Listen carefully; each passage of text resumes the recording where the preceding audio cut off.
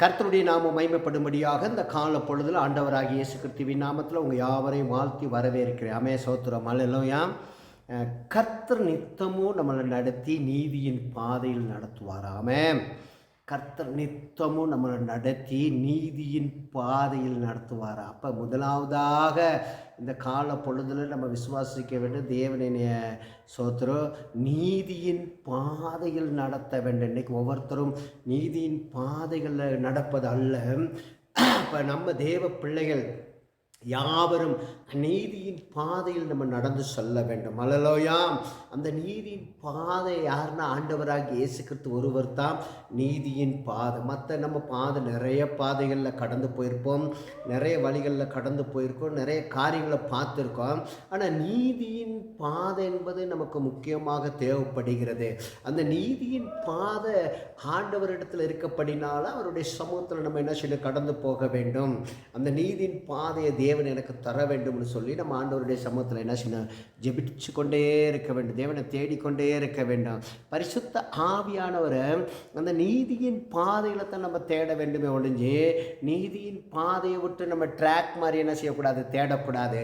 அந்த ட்ராக் மாறாமல் நம்ம என்ன செய்யணும், நீதியின் பாதையில் தேவனை நம்ம தேடிக்கொண்டே இருக்க வேண்டும். இன்றைக்கு ஆண்டவராகிய இயேசு கிறிஸ்து உங்களை பார்த்து சொல்கிறதான ஒரு வார்த்தை, நண்பு பிள்ளைகளே, என் அன்பு சகோதரனே சகோதரிகளே, அவங்கள பார்த்து ஆண்டவராகிய இயேசு கிறிஸ்து சொல்கிறார், நீதியின் பாதையில் நடங்க, நீதியின் பாதையை தேடி பாருங்க. அந்த பாதை மிகுந்த ஒரு ஆசீர்வாதமாக இருக்கும், மிகுந்த ஒரு சமாதானமாக இருக்குன்னு ஆண்டவராகிய இயேசு கிறிஸ்து சொல்கிறார். அப்போ இன்றைக்கி நீங்கள் நீதியின் பாதையில் நடக்கும்போது தேவனுடைய வெளிச்சம் உங்களுக்கு வருமா? நீதியின் பாதையில் நடக்கும்போது தேவனுடைய நடத்துதல் உங்களுக்கு வருமா? கண்களை மூடி செபிக்கலாம். பரிசுத்தமுள்ள நல்ல ஆண்டவரே, இந்த நல்ல கால பொழுதுக்காக நன்றியோடு துதிக்கிறோம், சோத்தரிக்கிறோம்.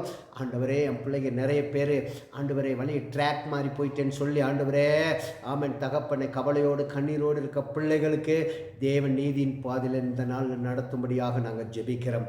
தொடர்ந்து கர்த்தருடைய கிருபை பிரசனம் என் பிள்ளைகளோட குடும்பத்தோட எல்லாத்தோட கர்த்தர் ஆசீர்வதியும். இயேசுவின் நாமத்தில் ஜெபிக்கிறோம் நல்ல பிதாவே. ஆமென். ஆமென். God bless you sister. God bless you ஐயா. சோத்திரம். கர்த்தர் உங்களை ஆசீர்வதிப்பாராக. நீங்கள் தொடர்பு கொள்ள விரும்பினால் என்னுடைய ஜெப சோத்திரம் என்னுடைய செல் நம்பருக்கு தாராளமாக தொடர்பு கொள்ளலாம். 9976003779 நீங்கள் தாராளமாக தொடர்பு கொள்ளலாம். கர்த்தர் உங்களையும் உங்கள் குடும்பத்தையும் உங்கள் பிள்ளைகளையும் கர்த்தர் ஆசீர்வதிப்பாராக. ஆமென். God bless you. God bless you.